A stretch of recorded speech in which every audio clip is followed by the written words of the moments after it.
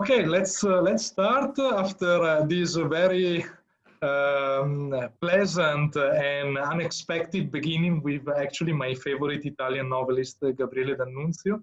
I was talking about Gabriele D'Annunzio with few Malaysian young researchers over a lunch last week.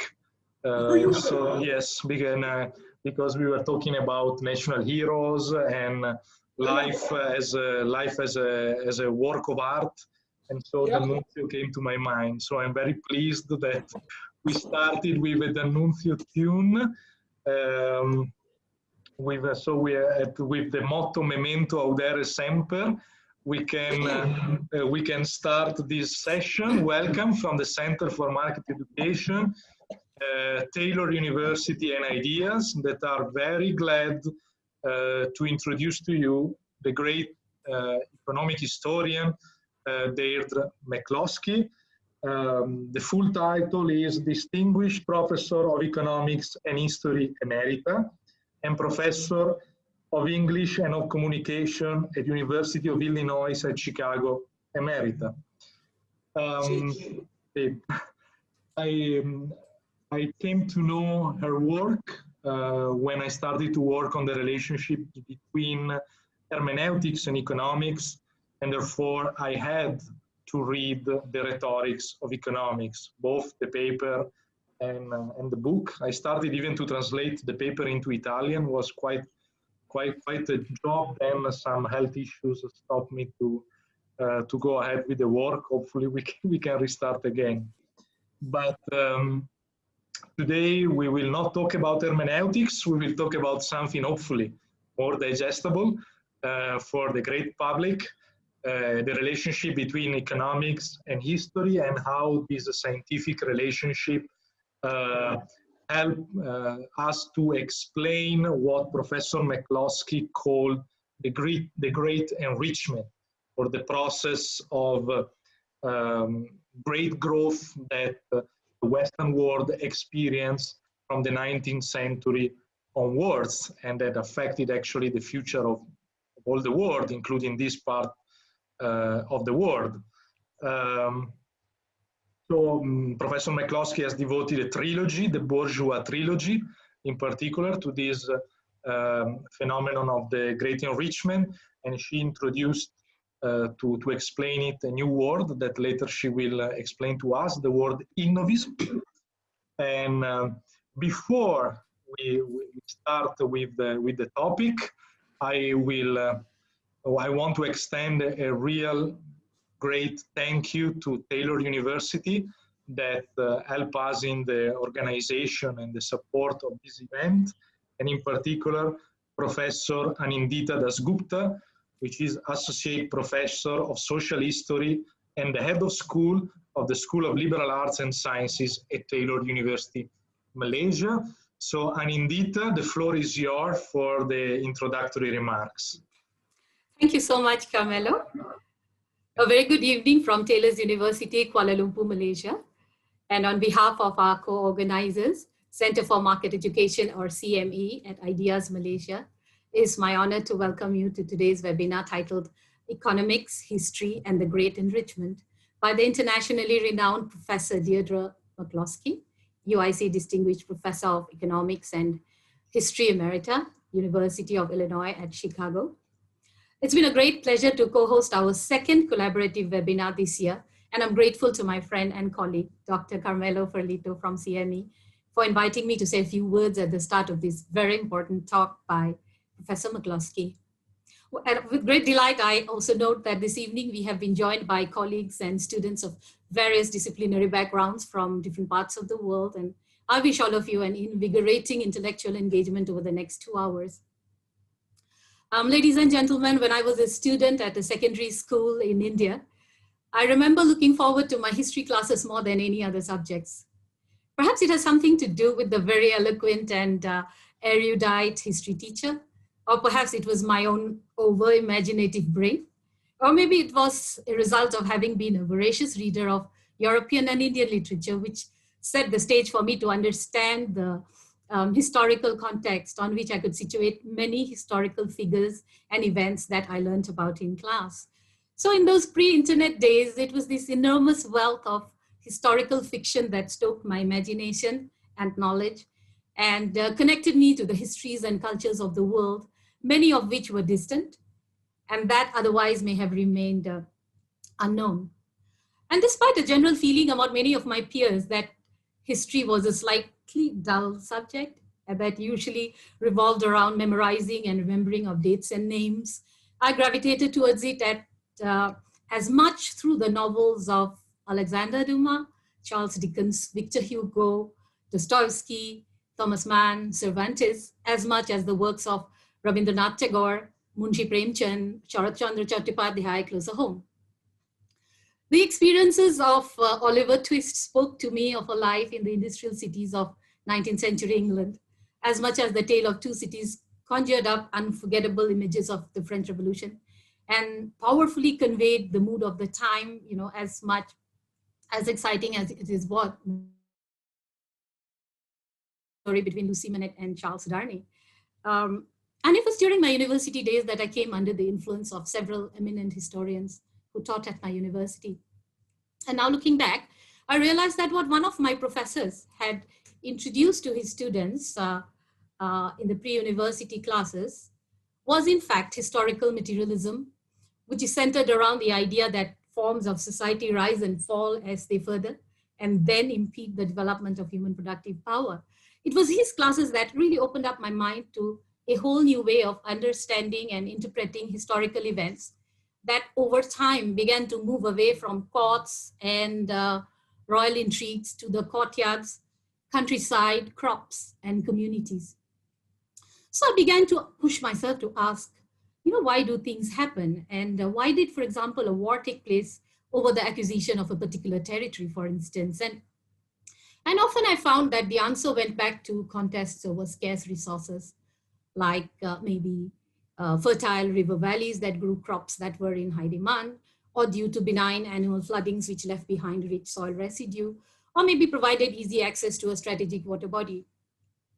So the link between history and economics, geography and the environment can unravel the different ways that history can be understood and interpreted. In particular, the works of the Anand school or the subaltern group of historians who used interdisciplinarity or studied history with economics, geography, psychology, and anthropology in borderless manners. My own doctoral research was based on social anthropological fieldwork that was conducted more among marginalized village communities and less inside archives. So there are many reasons why historians may need to link their craft with the social sciences, and let me share just three. Firstly, the demands of multidisciplinarity and interdisciplinary teaching. According to the Social Science Research Council, the changing characteristic of historical evidence, the development of, the growing body of research and new techniques and concepts in related disciplines, research by non-historians into historical problems, all of these imply that even those historians who are not themselves working in social sciences, they have to learn to read it and use it, if only to teach their students. Secondly, the rise of big data presents an opportunity for historians to explore such data for historical analysis. And thirdly, historians can choose to use their craft to provide policy recommendations on vital issues by studying past patterns, say, of trade routes and growth of businesses, politics of development, patterns of inequalities, and so on. And all of this requires historians not only to combine archival research with statistics, but also a deep understanding of the material, social, environmental, and other conditions which shaped the past, and that will define the future. Professor McCloskey has successfully brought economics into the sphere of social sciences by using a multidisciplinary approach which merges it with history, philosophy, and literature. And the interpretative keys that Professor McCloskey developed, that is just Carmelo was talking about, the great enrichment, innovism, humanomics, provide economics a human face and show that we can be smart economists and yet remain humans and be able to understand the rich complexity behind the black pot. I'm reminded of the words of the Nobel laureate, Professor Muhammad Yunus of Bangladesh. A famine in 1974, I think it was, that ravaged the country led Muhammad Yunus to alter his thinking and his life profoundly. I quote, "What good were all my complex theories when people were dying of starvation on the sidewalks and porches across from my lecture hall? Nothing in the economic theories I taught reflected the life around me," end quote. Thus were the seeds of microcredit system sown in Bangladesh, which is now a global phenomenon. I'm also happy to share that the School of Liberal Arts and Sciences at Taylor's University will be launching 2 social science degrees early next year that take into account precisely the things that we can learn from Professor McCloskey's work, multidisciplinarity, and the importance of humanities to understand complexities of the world. This will allow us to explore the values and ethics that underpin the patterns of history and seek solutions from diverse civilizational experiences. Ladies and gentlemen, with this, I welcome you once again to today's webinar, and thank you. Thank you. Thank you very much, Anindita, for the brilliant introduction, and thanks again to Taylor for being a partner with us for the second time. And I hope that the series of these cooperations and collaborations will be longer. Just a reminder for our attendees, we could host only a limited number of people on Zoom, so we were overbooked. So only the first that could log in were able to attend, but we are broadcasting live on the CME Center for Market Education Facebook page. So if among our attendees there is someone that has friends that are complaining because they couldn't log in Zoom, they can go now and look for Center for Market Education on Facebook, and this session is live streamed there. And at the end, the link, we will produce a YouTube video, so will be on our YouTube channel. So the video will remain available for future watchers. Now, without further spending my words, my useless words, I give the floor to Professor McCloskey for something more enlightening. Professor McCloskey? Well, thank you. While Professor Dasgupta was giving her very interesting account of her own intellectual development, I was thinking that my theme this evening is very similar to her story, except that in the end I go back to her childhood.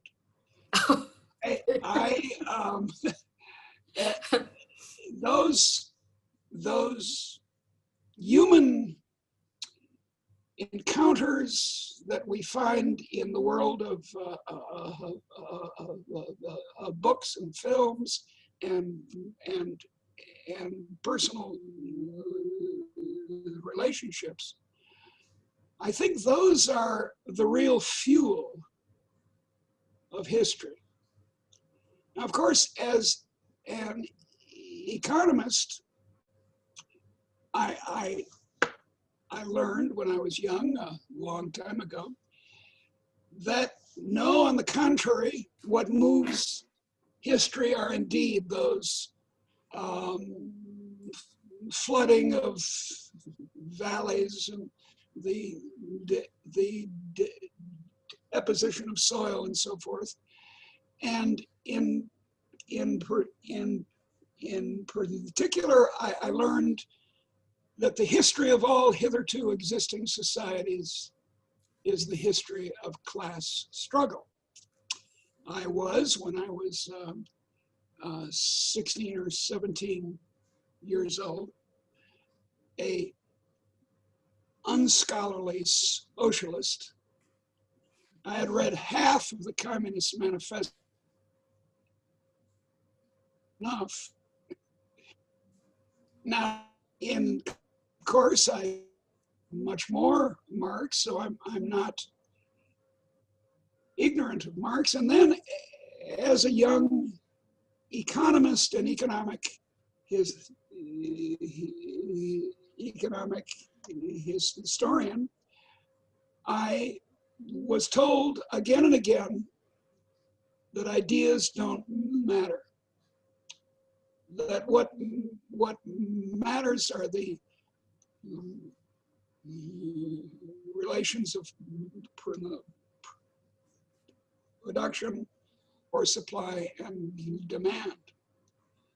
Now, I haven't abandoned that view entirely.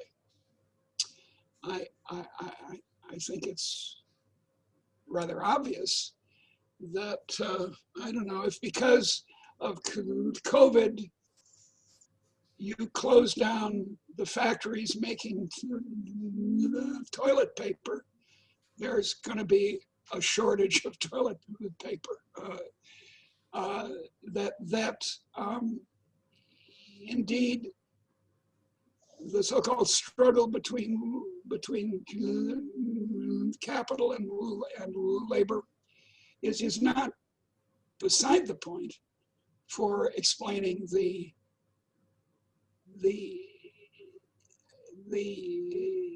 history of our countries. But I've slowly come back from that position. It's taken a long time, about half a century.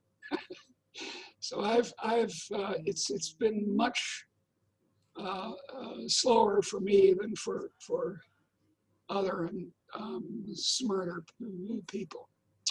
And here's how to think about it. Why are we so rich now? Some of you come from countries that by, I don't know, the standard of Germany are not rich. But even you are much better off in material circumstances than your great grandparents were. I mean, here we are. It's of course it's not a random sample of the world's population that's on this link, but that we can do what we're doing right now is beyond miraculous by the standard of, say, 1800. Hardly conceivable. By 1900,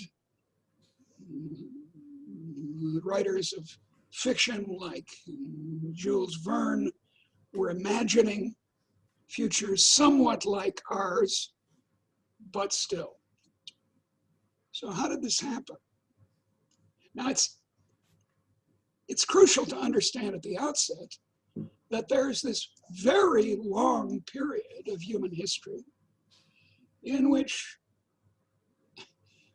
we might have the invention of agriculture, and, the conquest by empires of this place and that place.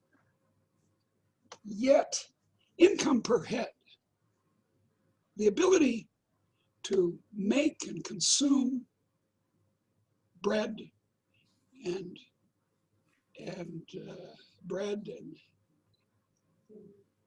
education and travel was extremely low. Up until 1800, income per head in the world was not very great variation, even between what are now called the third, or once were called, or we're in process of changing our vocabulary, but once called the third world countries, and say the France or the United States. In 1800, they too were poor. All of us were poor. And the extent of the poverty was quite surprising and continuous since the beginning of the human race. There's only one race, it's called Homo Homo sapiens. It's about 300,000 years old. It originates in Africa. Everyone here is an African. My ancestors came out of Africa and turned left. Lots of your ancestors came out of Africa and turned right or went straight ahead. It didn't much matter. We're still all Africans. And we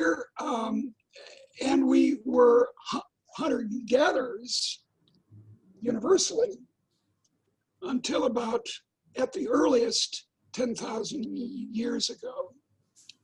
And then over the next few thousand years, in 9 separate parts of the world, not only in the ancient Near East, which is what I was taught when I was a child, but all over the place, in Central America, Peru, and Sub-Saharan Africa, and so forth, agriculture was invented.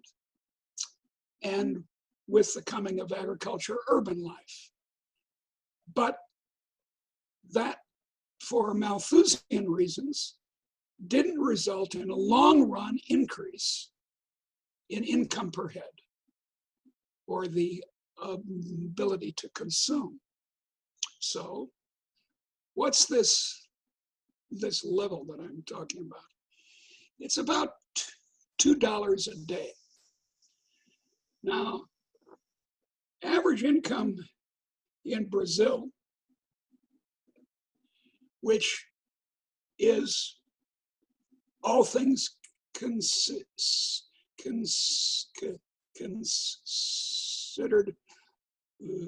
representative of the average country in the world, is $33 a day in constant prices.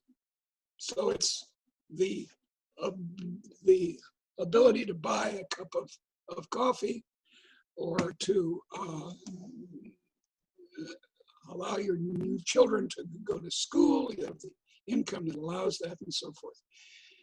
So we're going from $2 a day average in the world over. Now here, I'm going to start here at 300,000 BCE, and I'm going to draw a chart. Here we are. Look, this is the chart of income per head, and here's now. And we go very slowly, and we bump along at $2, $3 a day, $1.50 a day, and then about here we invent agriculture. But as I said, because we invent agriculture, more young people survive, old people live longer lives, so there are the more mouths, and according to economics, there's diminishing returns, so we don't get a great increase. And then in 1800, on this scale, income goes up like this. It's important to say when you do it, because it's simply astounding. So it's unprecedented. That's the key point. Now, there are still countries in the world, alas, struggling along on $2 or $3 a day. But if we take, for example, the startling instance of China after 1978, or India after 1991, you can see that even countries constituting now 40% of the population of the entire world, that when I was a student were considered hopeless. That was the theme of economic development in the 1960s when I was educated. India and China are hopeless and are bound to have those the sorts of famines that they had. But that's not what happened. Both of them grew. So what's going on here? how did this great enrichment that I talk about, this one here, which in countries that have fully adopted a liberal way of running or thinking about the economy, have it, those countries like Britain or Australia, not just English-speaking countries, but lots of others, Portugal, for example, they've achieved an income per head not of $33 a day, which is about the world average these days, but of $100 a day. 100. From $2 a day to $100 a day. That's the difference between barely surviving. If you have food, it's over a campfire, to a modern, if not rich, standard of living. To get the amazing story about how this has changed, how this has improved, this average income, and the number of countries and earning $100 a day has improved in the last half century. You want to read the book of the great Hans Rosling, R-O-S-L-I-N-G, who was a Swedish professor of public health. He died a couple of years ago. A book of his called, I think, Factfulness. Or indeed, you can read my books, or lots of other books by anyone who's informed about what's actually happened to the world's ability to produce and consume over a long period of time. Now, I asked how it happened. And there are essentially only two ways of explaining it.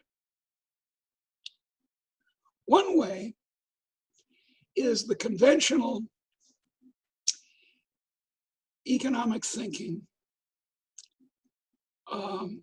in the school of Adam Smith.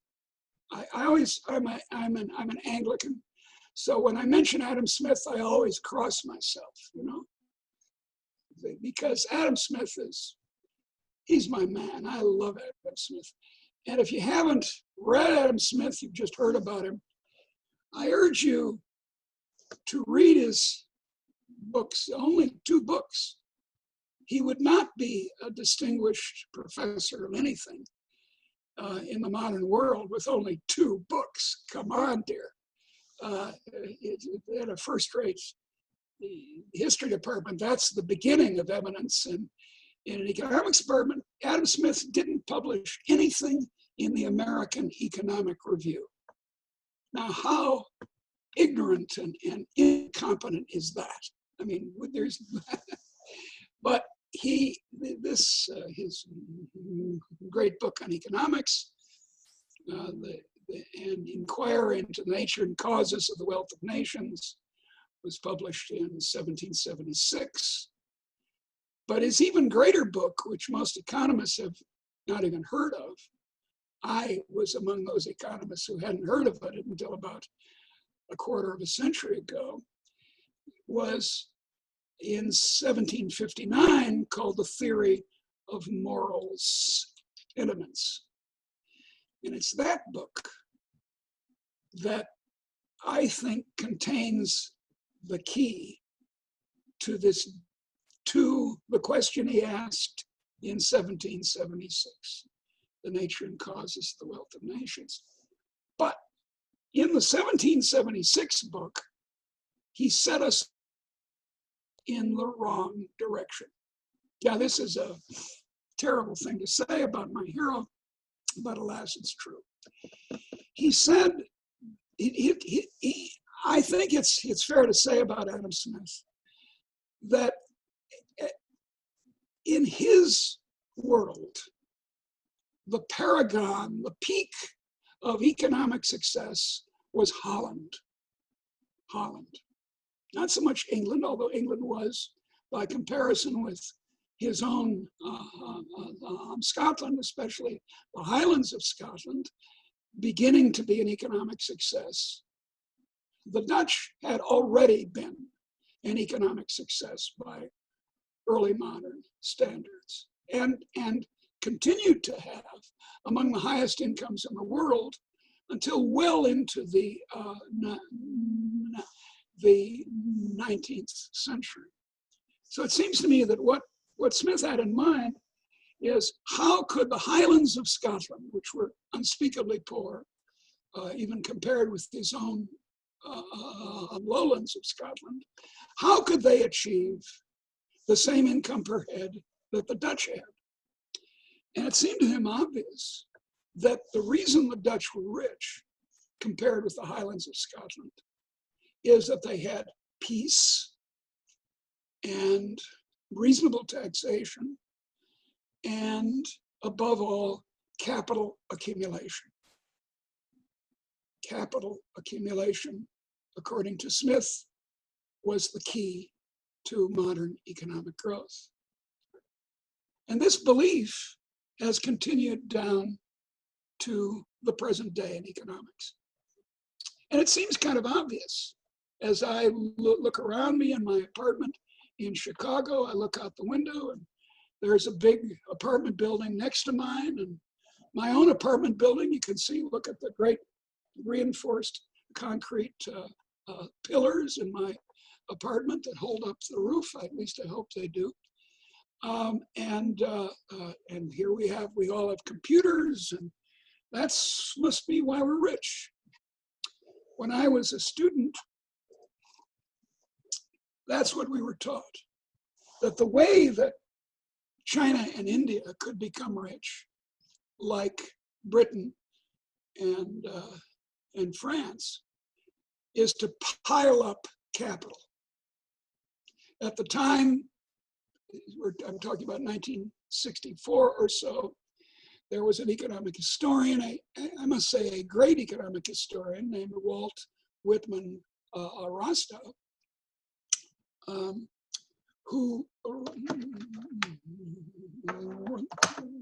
wrote a book called, what was it called? The Stages of Economic Growth, in which he claimed that the reason Britain became richer from the 18th century to the 19th century is that its savings rate went up. And that allowed it to accumulate more capital. And of course, more capital makes you rich. It's from the basic observation that someone like me in a rich country like the United States looks out the window and there's a big pile of capital, a big apartment building. And so let's see now, I'm well off. The apartment building across the street is a big pile of capital. Therefore, a big pile of capital must be the cause of economic growth. Now, that it sounds plausible on its face, but there are deep problems with this argument. And the most important problem is what I mentioned before, diminishing returns. Unless the apartment building or the computer or whatever it is embodies, as we say, that is, has inside it new ideas, a good idea for building an apartment building, it's useless. If you just pile up capital, if in the theory of economic development, which for a long time dominated the thinking at the World Bank, the way for Indonesia to become rich is to pour more capital into Indonesia. So then Indonesia gets rich if it attracts foreign capital. People are always talking that way. Or has export-led growth that allows people to save, which allows people to pile up capital. In every case, people are thinking just get the capital piled up and you'll be rich. But think about it. If you have an automobile, suppose you got another automobile. Well, that actually characterizes most families in the United States. I think in the United States, the average ownership of motor vehicles per family is approaching 3. Well, okay, let's get a third automobile, and then the teenagers can drive around in it. And then let's get a 4th, and a 5th, and a 6th. We're not embodying some new way of using the automobile, some new idea of what to do with automobiles. We're just getting more and more of them. We're doing what Adam Smith urged us to do. But of course, by the 10th automobile, all the automobile is doing is taking up space in the front yard. It's not doing anything to our income per head. Even if it comes from God, as I would say, as an Anglican, if it just falls from heaven, even so, well, okay, that's nice. Now I got a 10th automobile. Say, is there any space over by the garden for this damn thing? And you put it there, and you don't use it. So there's something deeply wrong on the economic front in thinking of capital accumulation as the source of economic growth. Now, of course, it's necessary. I get into arguments with my economist colleagues about this, and they say, oh, that's heresy. Adam Smith was right, and accumulation, or Keynes was right, or Paul Samenson's right. Accumulation, that's what it is. Come on, don't be crazy. But it's necessary, but nothing like sufficient. But lots of things are necessary. Look, sunlight is necessary. The ability to speak is necessary. As a person with a speech defect, I'm very aware of that. I don't know. Having an alphabet is necessary, but you wouldn't say that having an alphabet is the cause of economic growth. It would be very strange. Having a labor force is necessary. They're necessary, but not sufficient. It's like an old mechanical watch. Think of it. The gears and the clock face and so on, of course, are necessary for the thing to work. But the motive force is the spring in the old clock. The motive force is the spring. All right, so that's the economic problem. This problem of if you don't have new ideas, you don't get any advantage from having another apartment building, another road, another this, another that. But there's also a historical reason to doubt that capital accumulation is the key. Because great civilizations of the past, such as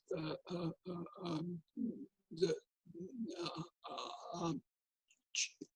Chinese, or the empires of India, or the Ottoman Empire, or the Roman Empire, or the Athenian Empire, or the Mayan Empire, or the Incan Empire, or the the Empire of Great Zimbabwe. These were all centers of capital accumulation. They built Roman roads, some of which you can still walk on 2,000 years after their construction, because they were built very, very well, very straight.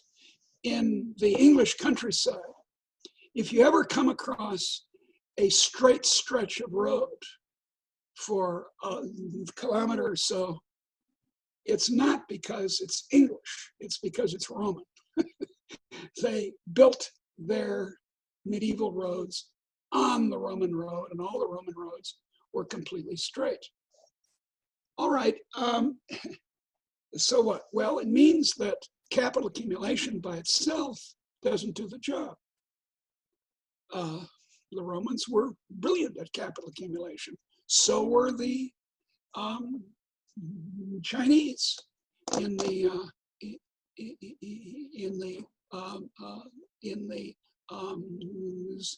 Song Dynasty and before. Great constructors. I've been on the Great Wall. I was there last year, and it's amazing. I mean, it goes for thousands of miles. This road. Not road, this wall goes for it. It's a substantial wall. Okay, so, and indeed, the longest canal in the world until the 19th century was, indeed, I think even well into the 19th century, was the Great Canal in China, between the mouth of the Yangtze and the mouth of the Yellow River connecting the two.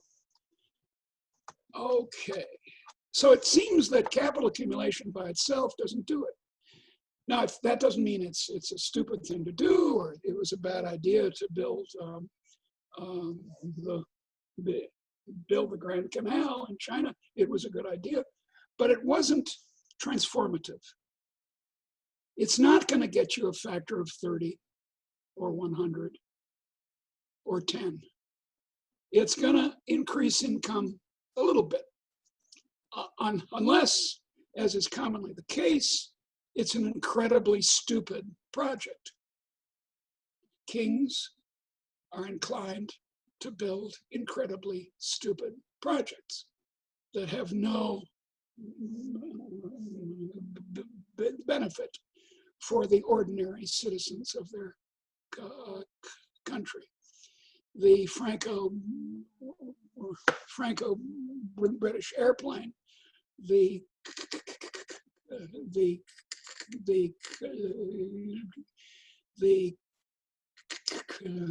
Concorde is an example. Or indeed, Donald Trump's attempted Great Wall between China and Mexico. So what about it, dear? What's the cause then? Now, all of this is the conventional economics. Let me spend just a few minutes, because I have to watch the time here, on number two of the big explanations. And number two of the big explanations for how we got rich is exploitation. And it's also of the school of Adam Smith.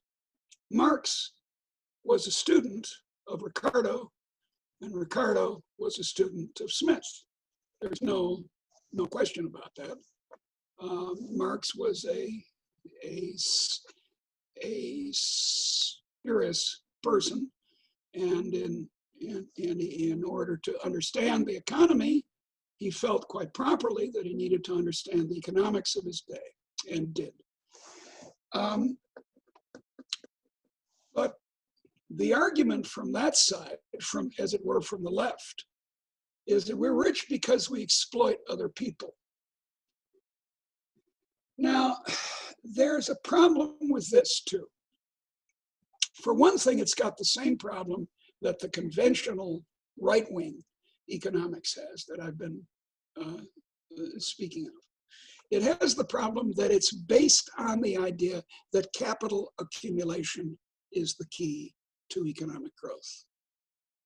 So the bosses exploit the working class by taking, not earning, surplus value, which they reinvest, which causes capital to accumulate, to get bigger and bigger.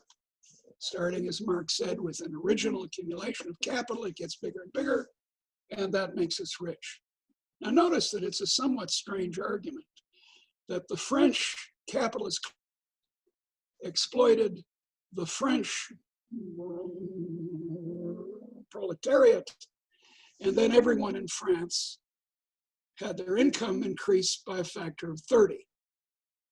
Now it's a little strange. You can see that by exploiting one part of the population, you enrich everybody. So there's something kind of off about that. The other version is to say, oh, no, it's not exploiting the working class, the French working class. It's the French exploiting Africans that made them rich.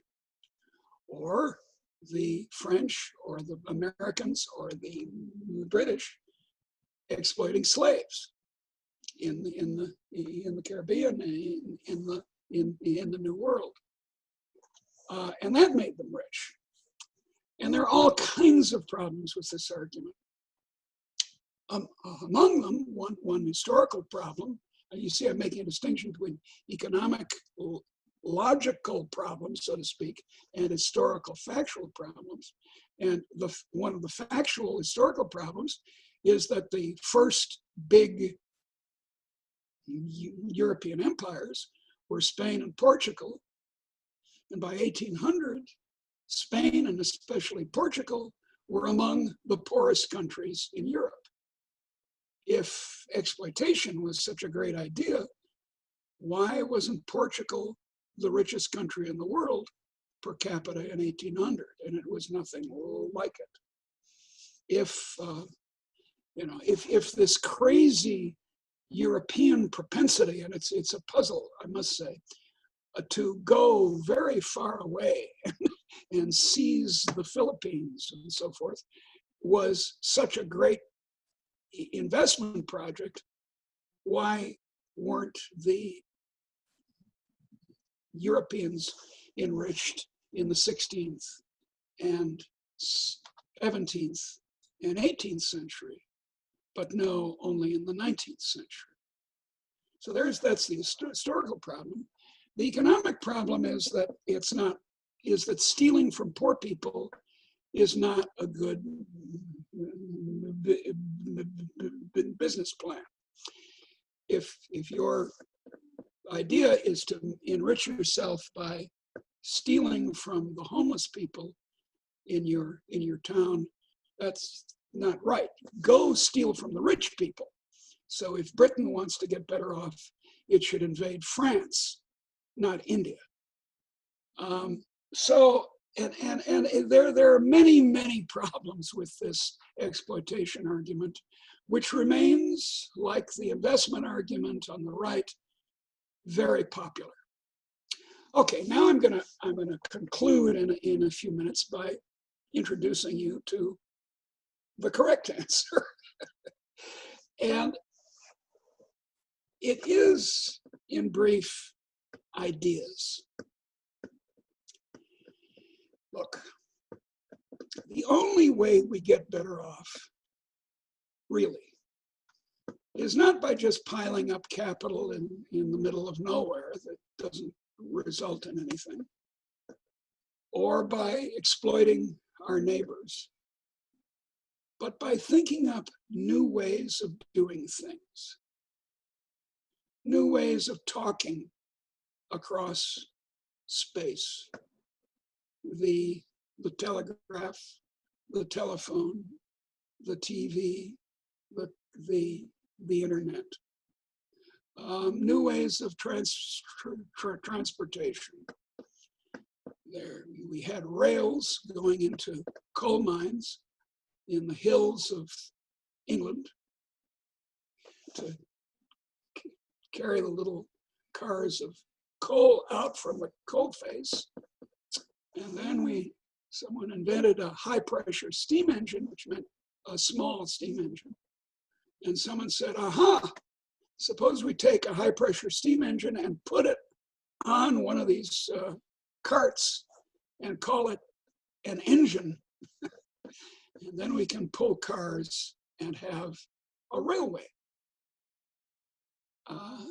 Someone else invented this thing I have behind me, structural concrete. Turned out to be a French a Frenchman in the middle of the 19th century who wanted to have large pots with small trees on his estate. And if he tried to do it with just clay,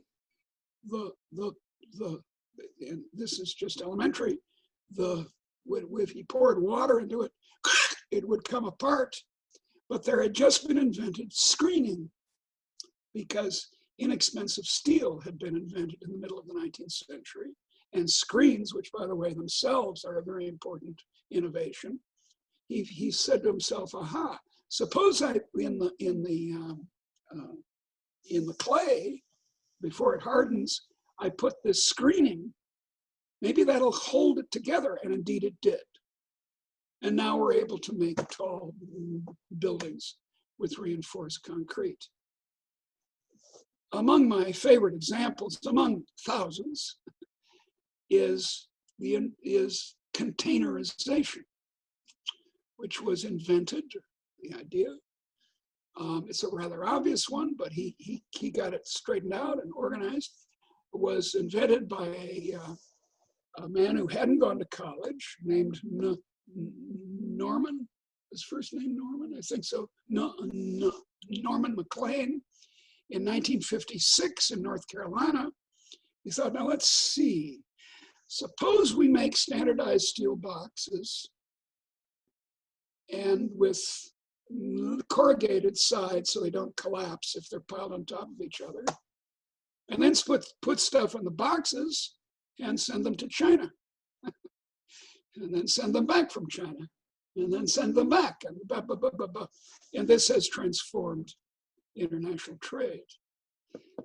So it's these ideas, and I could go on and on about this, and in my books, especially towards the end of my trilogy. Let me have a cup of coffee. I go into them in some detail. That's what makes us rich.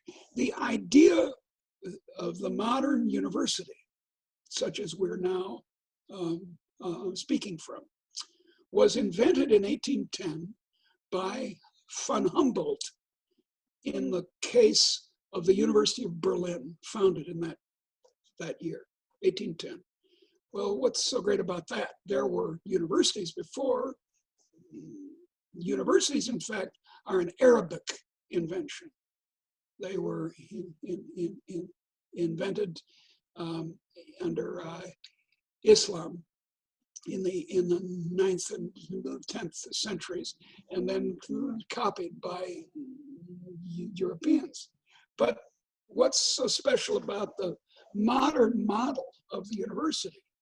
Well, the idea is that you combine teaching and research.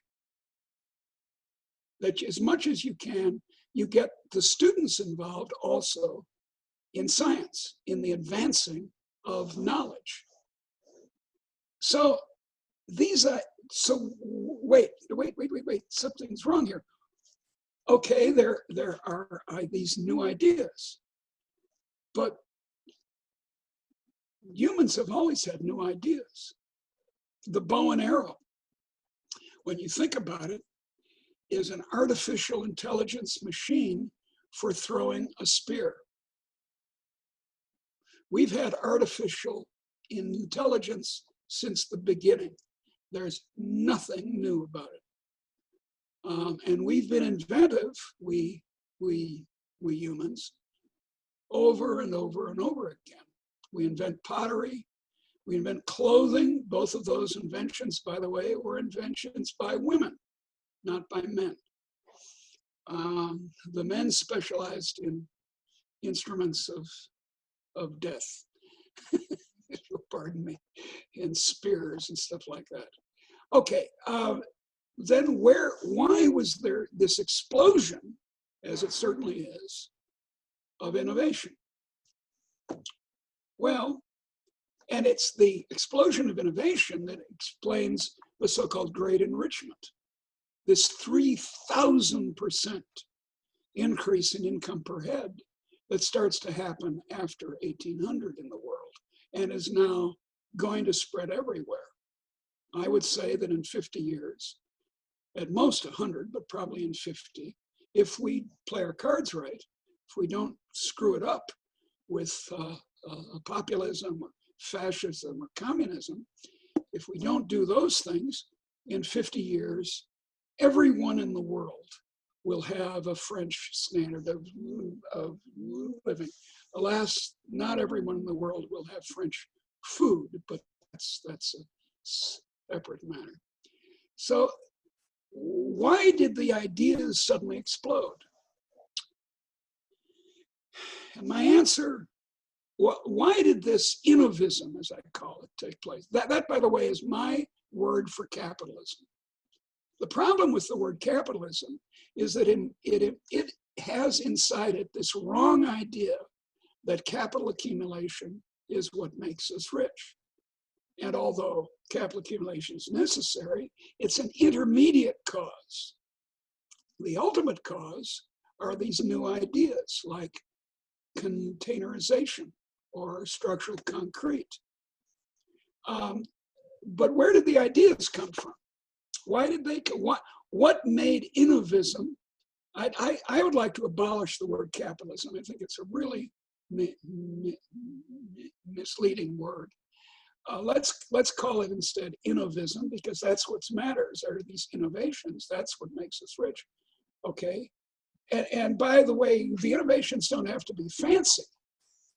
You innovate when you open a hairdressing salon in your neighborhood, and you find that people are willing to pay you to have such a thing. That's innovation. So it goes all the way down the economy from top to bottom. All right, so why then? And my answer for the cause of innovism is, again, one word: liberalism, which is the theory unique really to the 18th century in Northwestern Europe, but then spreading to the world, that the proper governance of human beings is that they not be slaves and they not be children. That humans are best off, do as well as they can if they're free adults, free to open a hairdressing salon, free to invent, free to move, free to think, free to speak, free to be who they are. Now, so this theory of mine, and I think in this, and I explain it in considerable detail in these books, is a new way of looking at the causes of economic growth. It says that ideas come from people. They don't come from machines. The machines can help us calculate and think, indeed, and I have no objection to that. But the idea for the machine comes from some human's brain. And free people are more inventive than slaves or children. And the problem is that many political theories, communism, fascism, populism,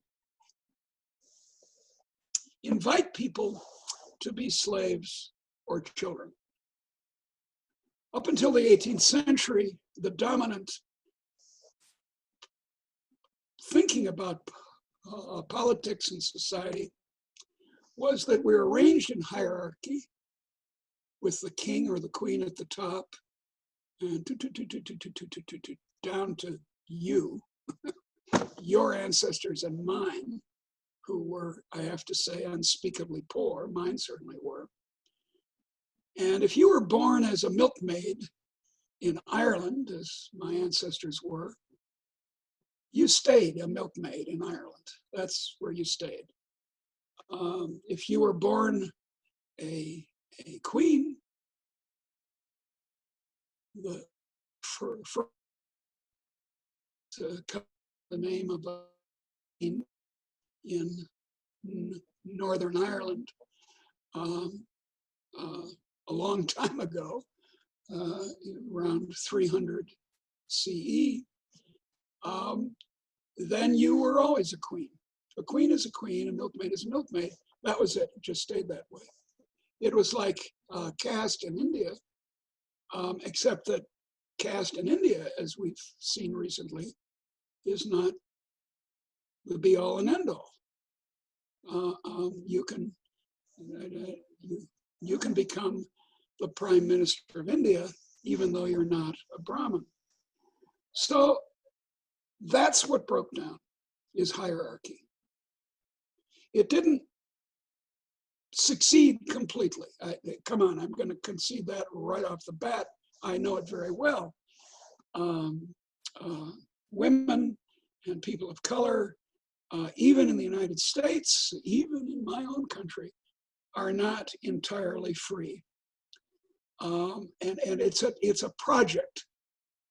But the United States at the time, that owner of slaves named Jefferson said all men are created equal, had slavery, chattel slavery, and women had no rights at all, essentially. Yet that's changed. In the 18th century, it was commonplace for kings to have rights and women to have none, and now it's the other way around. And my claim is, and I documented, I'm not just saying this today, and I've got a good deal of evidence for it, that what happened is a change in attitude in Northwestern Europe, in Holland first, and then in England and Scotland, and their offshoots, and then in France and Italy, and then spreading over the world. That hierarchy was not natural, that the natural condition of human beings is equality, and that we should treat people with equal respect, and we should let them be free, let them be non-slaves and adults, and that I claim. And now I get back to the matter, to the materialism, inspired them to invent reinforced concrete and containerization and hundreds and thousands of other inventions. So that's my claim, and you can see that it's ideas. Now, one final point. There's a claim that the Chinese communists make, that there's an alternative to having a free country. After 1878, the Chinese Communist Party stopped trying to plan the Chinese economy from the top down and allowed for the first time for Chinese people, if they bribed certain officials especially, to open factories and small shops and so forth. And they did, with astounding results. China's income per head now is about this, as far as we can tell. Now look, people say, oh, the Chinese, they lie about their numbers, but no, if you've been to China, this looks about right. It has about the same average income now as Brazil. And once it was at $2 or less per day. I mean, once mean only 40 years ago. So in this very short period of time, because the Chinese Communist Party let its grip on the economy really get smaller, the income per head increased. But of course, the Chinese Communist Party to this day wants to keep utter control over the politics. And Xi Jinping is trying to move back to Maoism. He believes that the state enterprises in China, which are extremely badly run on the whole, should take over the private companies. And that's what's happening. So China is moving back to a completely authoritarian model for the economy and society. And you say, well, look, they're doing real well. So tyranny works. No. Tyranny, well, we have the case of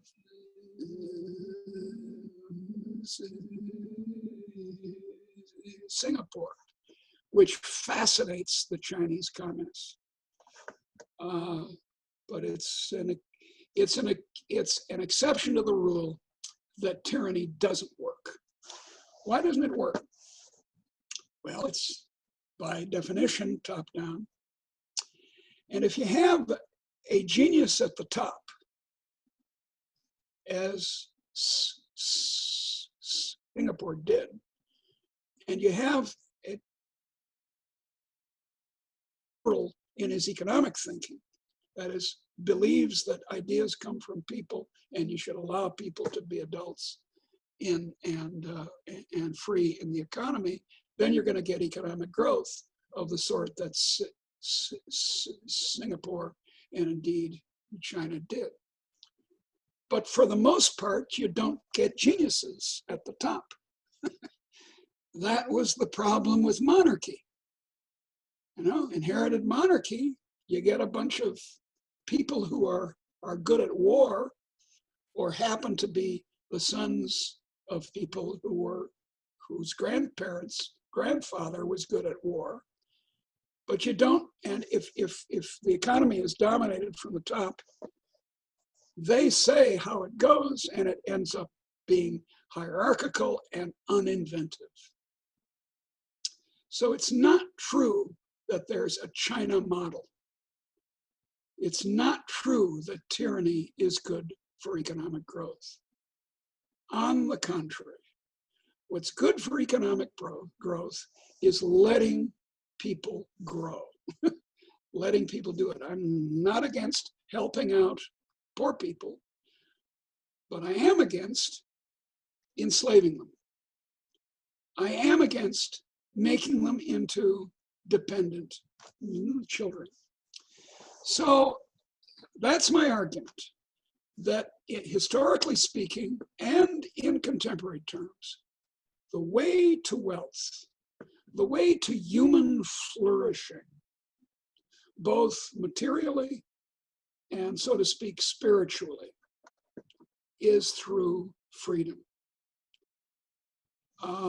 Now, one last point. I keep saying I'm going to have the last point, then I have one more. Against Amartya Sen, he's a very nice man. I admire him very much. He's a great economist. But Amartya has a book called Development as Freedom. And there's a trouble with the English and actually Germanic word freedom. So I'd rather use the French and ultimately Latin word, which I always stutter on. Ready? Liberty. Because freedom sounds like you get free by being rich. No. You get free by having political and economic liberty. And then you flourish. It's not that to be free, we need to be developed. It's the other way around. If we're free in the political and economic sense, we become rich. And that's the basic theme this evening, is that this word I stutter on all the time, which is my favorite word, liberty. I also stutter on the word stutter, which is particularly irritating. But that's the theme. Liberty is the cause of human flourishing. Thank you very much.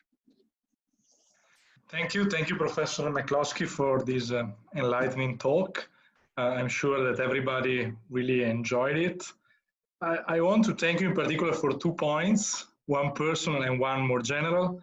The personal one is that you suggested to abolish the word capitalism, and I made the same point in an old book of mine 4 years ago, in a book titled Hermeneutics of Capital, and I was also suggesting that it is a word that is being abused and misused, and so we better get rid of it. It's not just that it's misused. It's not just that it's misused. It can't be used correctly. It's even worse. There's no correct use of this word because it does direct you to capital accumulation as the cause, which it's not. Probably we should blame Werner Zombart for this word somehow. Yeah, that's right. It's not Marx. It's the following. It's Zombart that does modern capitalismus. That I think has not yet been translated in English. But yes, it is. Yeah, it's around somewhere. I think it's in English somewhere. And the second one is something that is very dear to Malaysia and the region where we live in, which is, you mentioned there is no Chinese model, and there is no Chinese, the present Chinese way is not the way to prosperity. I think this is a very important claim because Malaysia is a country that is looking at China a lot. There was, I think, today the proposal from some government officials that Malaysia should develop a government-linked company that can make competition to Alibaba and Lazada, which are something like Amazon, let's say. So Malaysia should create a state-owned Amazon, basically. This was the today proposal. What a terrible idea. It was a terrible idea, I know, but we fight every day on the media and with our cultural activity to try to explain why these things are ontologically impossible to succeed. And honestly speaking, I think the good thing about Malaysia is that it's not been ideologically poisoned like it is Europe. So sound arguments can win in a conversation. I have noticed this in my experience in policy advocacy. I had a chance to discuss with government officials, with journalists, and indeed not having that strong ideological background. I mean, I come from Italy where even soccer supporters are communist or fascists, you know. So no, I cannot watch that match, or I cannot sit with that supporters because we are communists. So which is insane, you know, we're talking about soccer. So I come from one of the most ideologically poisoned country, and I enjoy being in a country which is more open to critical discussion, let's say, or at least to listen to good ideas. That is a very interesting point. I think it characterizes East Asia in general. That East Asians, let me express it in a kind of silly, aggregate way, but I think you put your finger on it. If East Asians are non-ideological, that is more practical, then they can make their way. Yeah, indeed. Now we open the question and answers, so our followers here can type their questions in a Q&A session. Amir, if you see some interesting question from Facebook, please type it here because I cannot see both. Here, okay, we have a question from one of our fellows from Brazil, Professor Maria Alejandra Madi. I'm surrounded by ladies tonight. So considering the Brazilian case, one striking fact is the polarization of the views on policy issues and attitude towards government and society, but also in their perception of the same factual reality. How can you explain the phenomena that is also present in other Latin American countries? Well, as our host pointed out, it's the influence of ideas again that I pointed out.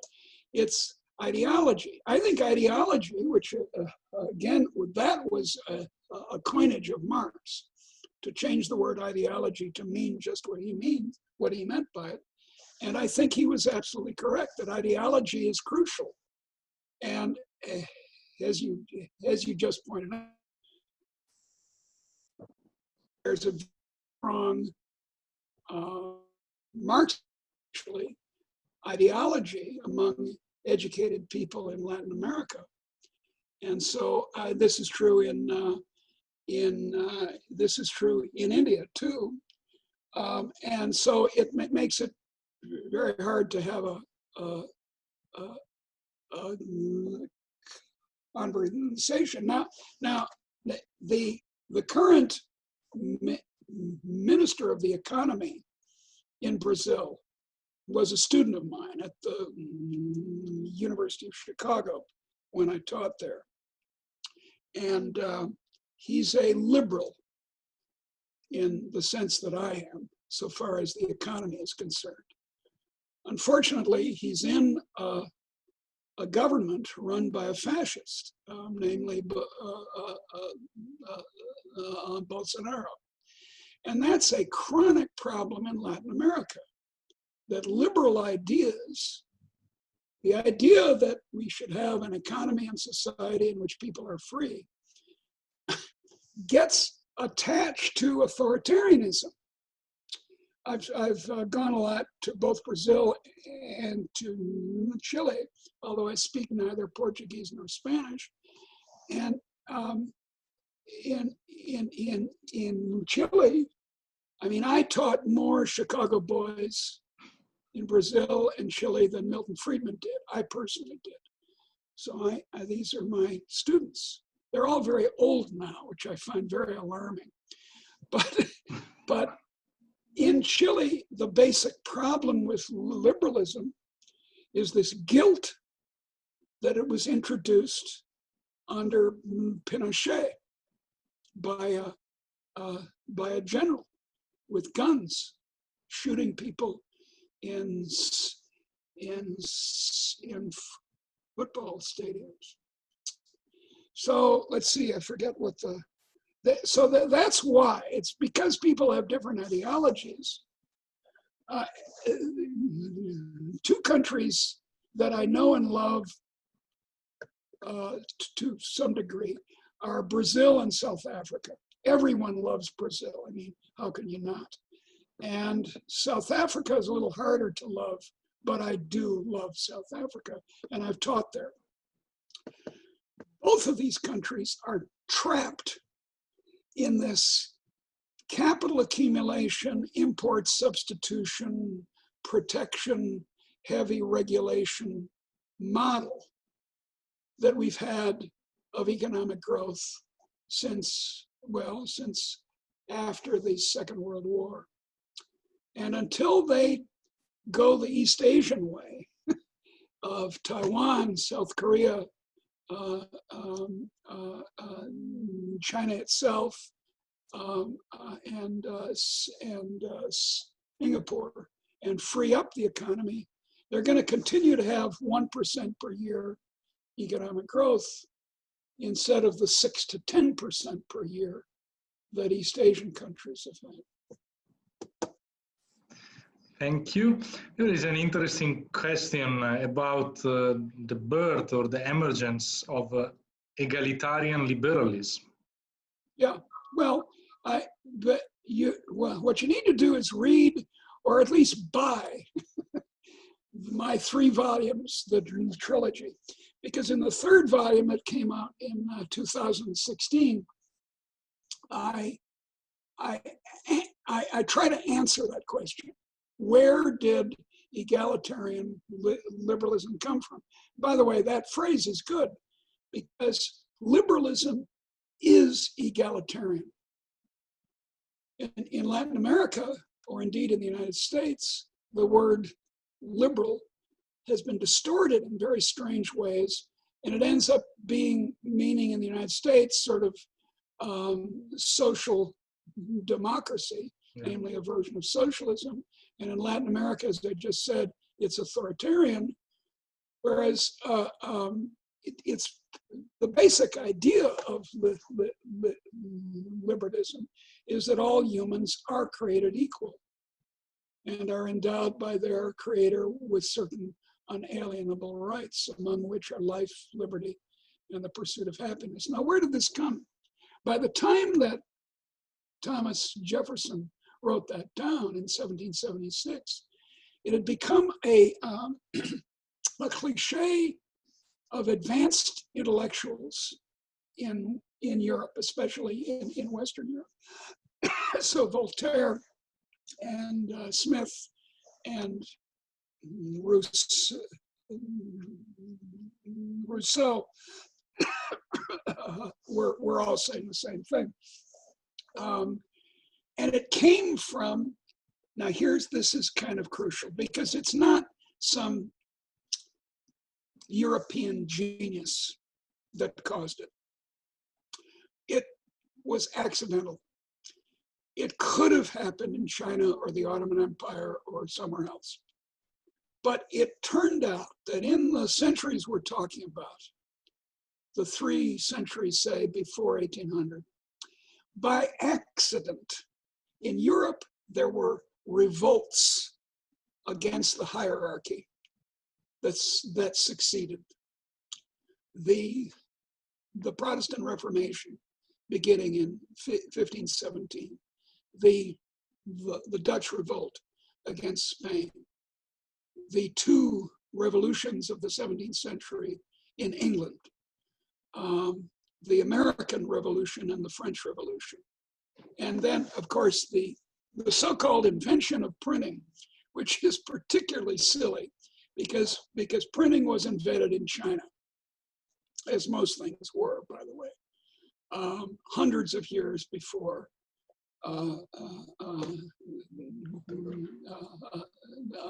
Gutenberg. In fragmented Europe, you couldn't suppress ideas very easily. Whereas in all of the other great empires, for example, in Japan, it was very easy to suppress inventions or ideas that the elite didn't like. And so by this crazy accident, not something deeply European, we're not talking about, I don't know, 1100. We're talking about 1700. It's quite late that Europe develops this liberal idea, and for which, thank God, because it is, as Frank Fukuyama has said, the end of history. It's it's the idea under which humans flourish. Thank you. Another question on China and India is quite interesting, I see here, and is actually mostly an historical question. The author is asking if when we talk about the big jump in the 18th century, we include also China and India that were, let's say here, half of the GDP of the world at that time. No. That's the great divergence.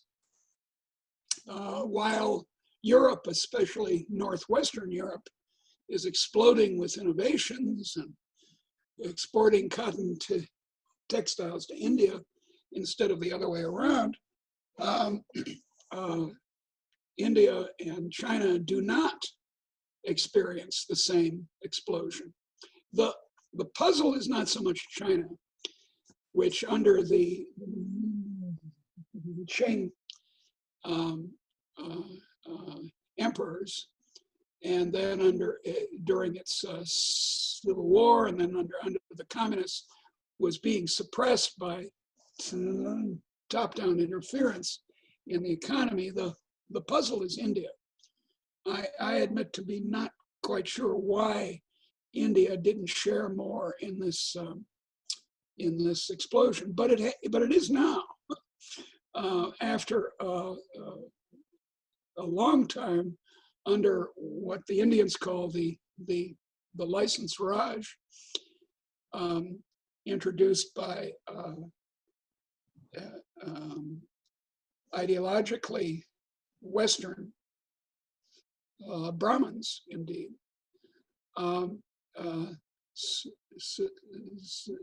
such as the mother and son combination of Gandhi. In 1991, under Singh, and still to this day, India's the ideology of the elite changed. And there's a good deal of evidence for this. I have a student now, a professor named Adya,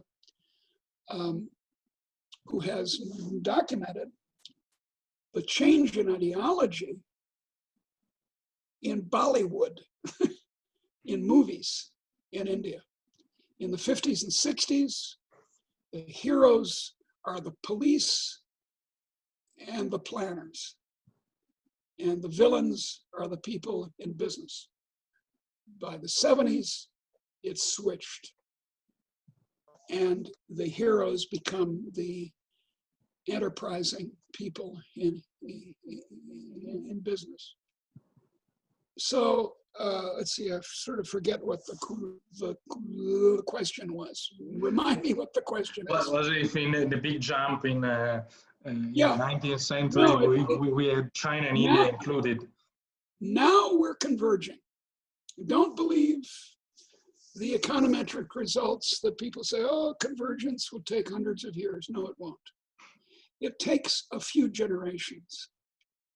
If India continues in its present path, now I wish it didn't indulge in this vicious Hindu nationalism, but if it doesn't destroy things that way and continues in its present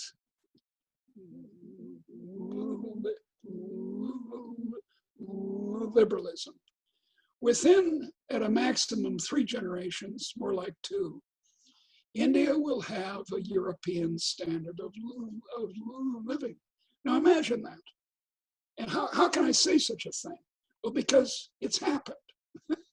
It's like the question, do you believe, this is a sort of inside Christianity question, do you believe in infant baptism? Believe it, I've seen it. Do I believe that in a couple of generations, a country can go from $2 a day to $80 a day? Believe it, I've seen it in Taiwan, in South Korea, in Botswana, in lots of places. It can happen very fast. Thank you. Actually, I have a personal question that comes from my experience in business. In the past 10 years, I traveled quite extensively in this region for business reasons. And while I found, mostly in Southeast Asia, but even in countries like Bangladesh and Pakistan, a business approach which is quite similar in terms of values to the one that we share in the Western world. Yeah. I was stricken by the fact that this common background of values is not there in China and in India, where my business experience was quite frustrating, I have to say. I mean, signature is not a commitment, or I've heard that actually. Or cheating and bribery is. I mean, bribery is also very much present in Southeast Asia, but it's not like it is the way to do things, the normal way to do things, like in China. And this is to go to the point in which, of course, ideologically I'm a believer in free market, but and so also in free trade. But my experience as a business person was how could we engage in an actually free trade, which is also fair trade, in the sense that we share with the counterpart the same common set of value that allow business transactions to happen without trying to cheat each other. Well, but you know, I've heard this. I've spoken to people in business who won't do business in China because repeatedly they've had the experience of signing a contract in China, and then the next day their new partner calls up and says, you know, clause 17, I think we need to work on that. So wait a second.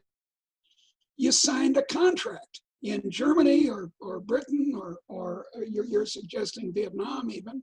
You signed the contract and that's it. You've signed the contract. Not in China. About India, I'm not so sure. But here's my point. Max Weber was wrong. Max Weber was the great economist. He was an economist, but one of the inventors of modern sociology, an astonishing scholar. I admire him very much. One of his great books, his first great book, was The Protestant Ethic and the Spirit of Capitalism. And 1905, if you haven't read that book, you need to read it because it's one of the great books in social science of the 20th century. But it's wrong. It's wrong on two counts. One, its economics is wrong because he accepts the Smithian and the Marxist idea that capital accumulation is the key to economic growth. But the more profound way that it's wrong is this notion of the Geist, which means it's just the German word for spirit. And the problem, he's got a psychological theory of a successful economy. And his notion of a successful economy is one that accumulates a lot, and that's what's wrong with economics. But he's wrong that there was a psychological change in Europe, say, in the 16th century. By the way, he has the Calvinist theology wrong too. And you don't, the church historians, the theologians, the historical sociologists, the economic historians all say that Max Weber is wrong. So don't assume that. And it's widely assumed in entrepreneurial studies, in schools of business, for example, that the way we get a modern economy is getting a bunch of modern entrepreneurs who are like English people. Now, I highly recommend learning to play cricket. I'm a big fan of that game, but that's not necessary to have a modern economy. What you need to have a modern economy is liberalism. You need to let people alone. See, it's very strange that the founder of modern sociology has an entirely psychological explanation of modern economic growth. That's what's wrong with it. The correct explanation is, I must say, mine, or in some ways Adam Smith's, because you can make a case that he anticipated this, which is not that there's some big psychological change that's necessary, but there's a sociological and political change that's necessary. Or not even necessary, it's not the word, it will suffice. To set people free suffices to get an enriched economy. Thank you. I think that we have been online for almost 2 hours.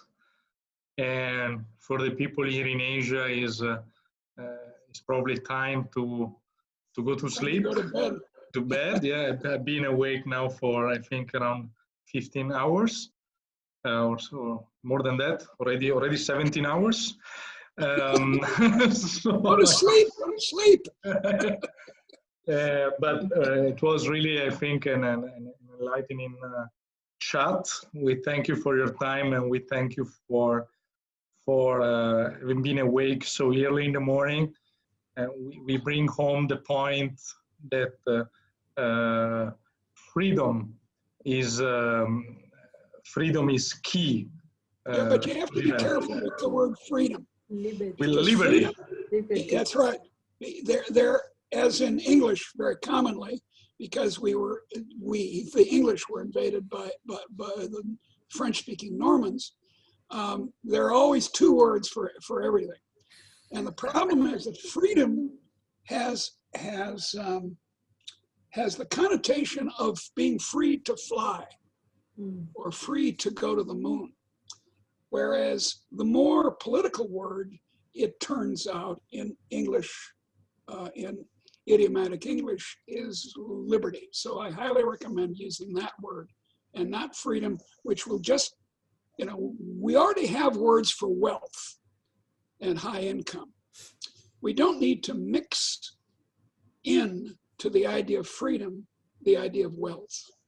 We need to keep them separate so we can see that one causes the other. Yep.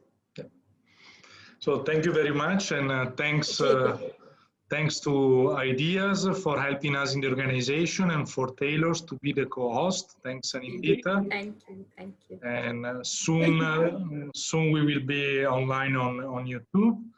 And Professor McCloskey, really has been an honor. And we hope to keep on reading your stuffs and new stuffs Sure. in the future.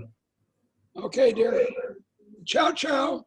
Ciao. Ciao, ciao. Here we go. In your Italian heritage. Ciao, ciao, bambina. Un bacio ancora. See? Sì. Sì. Giusto, parli bene italiano. Sì. Thank you so much, Professor McCloskey. Thank you so much. Thank you very much, dear. Thank you Okay, very ciao, much. ciao. I'll go. Ciao. Bye-bye. Buonanotte, buongiorno, buonanotte. Sì.